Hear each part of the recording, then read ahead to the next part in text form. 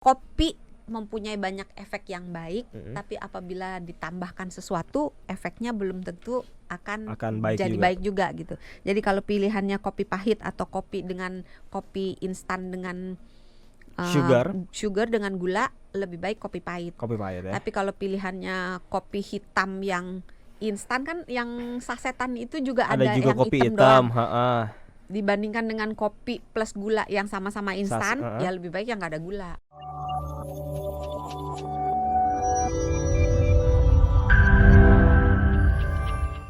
Karena banyak yang nanya ya kan, mungkin banyak yang ngopi juga ya. Iya. Jadi makanya pada penasaran. Boleh. Ada Elizabeth Anastasia, Ibu Elizabeth.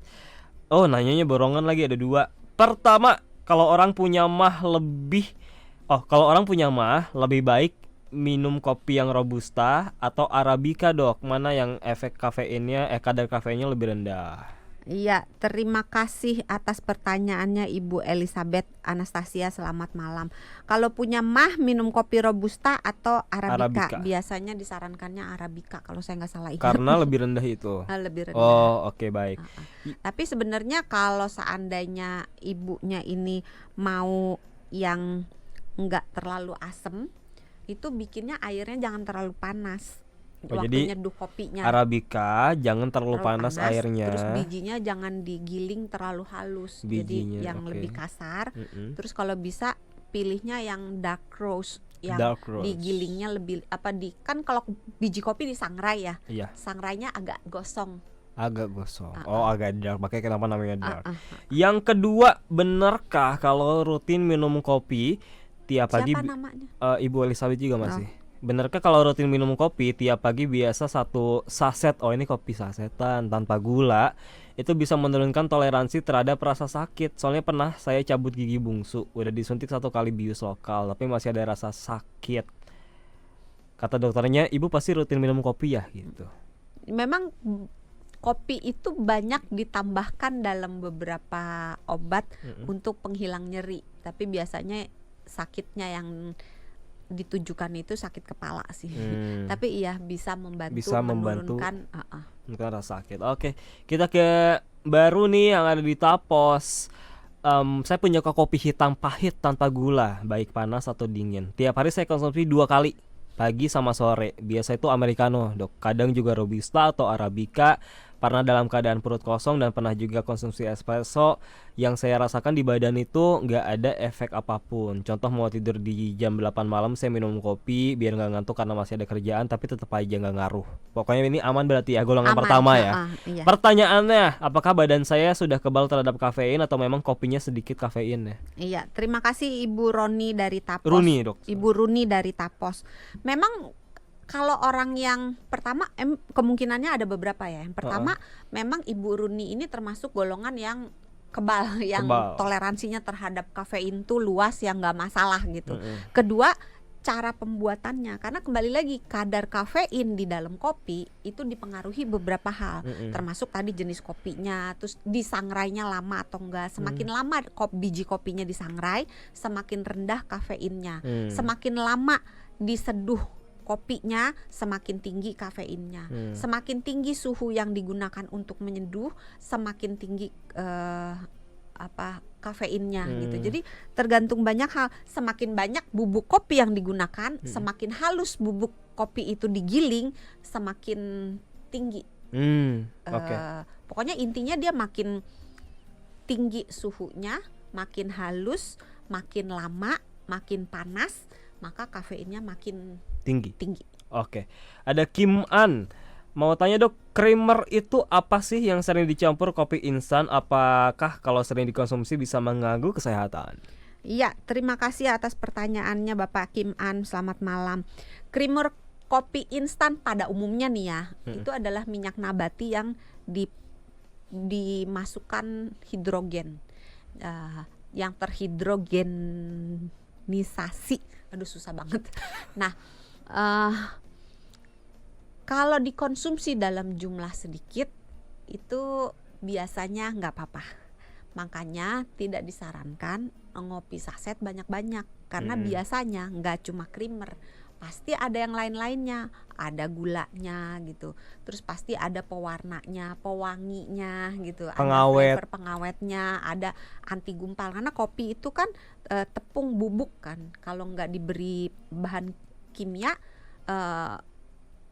akan mengubah warnanya, baunya, rasanya, nggak mungkin bisa tahan begitu lama gitu loh. Sehingga sarannya buat Pak Kim An, kalau kayak tadi Mas Sony bilang, rekreasi boleh kopi saset sekali-sekali, nggak ada masalah sebagai hiburan, tapi jangan dijadikan sebagai sesuatu yang rutin. Tapi jangan tiap hari sasetan ya. Iya. Itu kalau mau nanti resiko kesehatannya kan jangka panjangnya. Kalau sekarang sih nggak kelihatan jangka panjangnya nanti. Kalau mau ngikutin dokter aja tuh ya, beli di pasar murah dok ya. Murah nggak sih kalau di pasar gitu?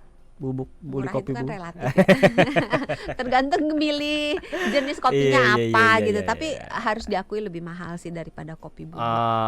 Daripada kopi bubuk. Daripada kopi saset. Iya. Oke, Ibu Rini dari Cibubur, minum kopi setiap selesai subuh. Saya biasa minum kopi instan. Oh, ini saset ya kalau instan tuh ya. Dan saya tambah belum tentu. Kopi, dan saya tambah sedikit sugar, gula. Iya, setiap habis minum kopi kepala terasa ringan dan fresh. Yang saya tanyakan, lebih aman mana, kopi hitam atau kopi instan? Tapi terbiasa minum kopi instan sih gitu. Iya, terima kasih Ibu Rini di Cibubur. Nah, kopi mempunyai banyak efek yang baik, tapi apabila ditambahkan sesuatu, efeknya belum tentu akan jadi baik juga gitu. Jadi kalau pilihannya kopi pahit atau kopi instan dengan sugar dengan gula, lebih baik kopi pahit. Ya. Tapi kalau pilihannya kopi hitam yang instan, kan yang sasetan itu juga ada juga yang kopi hitam doang. Dibandingkan dengan kopi plus gula yang sama-sama instan, ya lebih baik yang nggak ada gula. Iya, oke. Itu kopi bisa bikin tensi naik nggak sih kata Ibu Rini? Bisa ya. Oke. Tapi kenaikan tensinya itu biasanya temporer.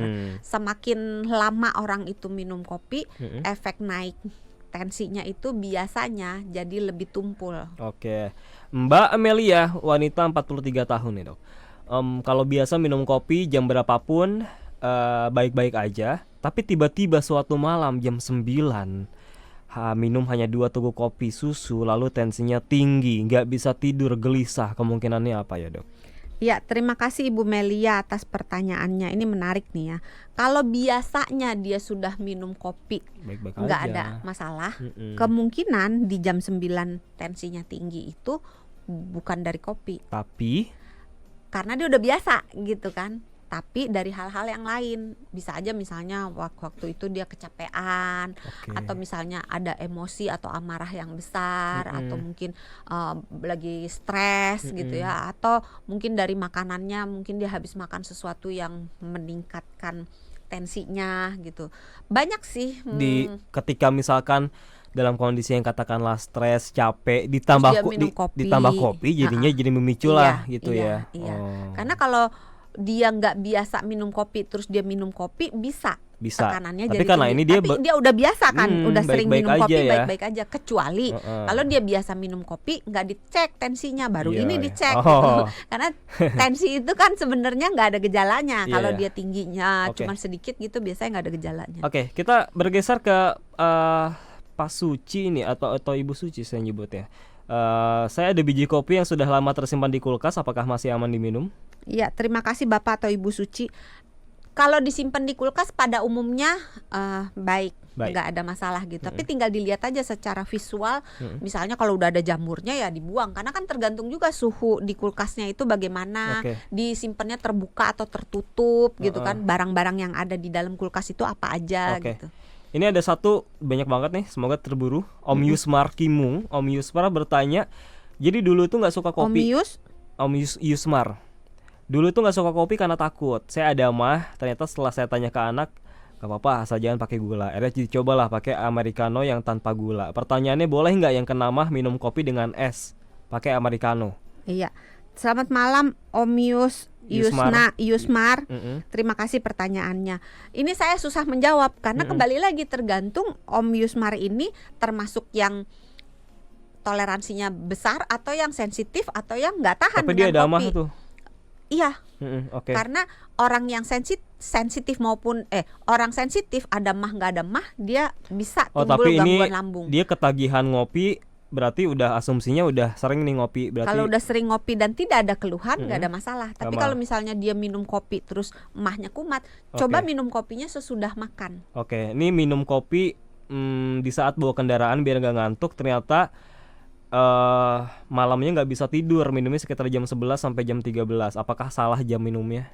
Nggak bisa jawab, tergantung. Tergantung lagi Karena nih. tergantung orang, pada umumnya Oke. 6 sampai 8 jam, tapi bisa aja orang tertentu dia bisa lebih lama atau bisa lebih cepat efeknya kafein itu terhadap tidur. Jadi harus dipelajari. Kalau seandainya dia memang nggak tahan dari jam 11, ya minum kopinya lebih cepat lagi gitu.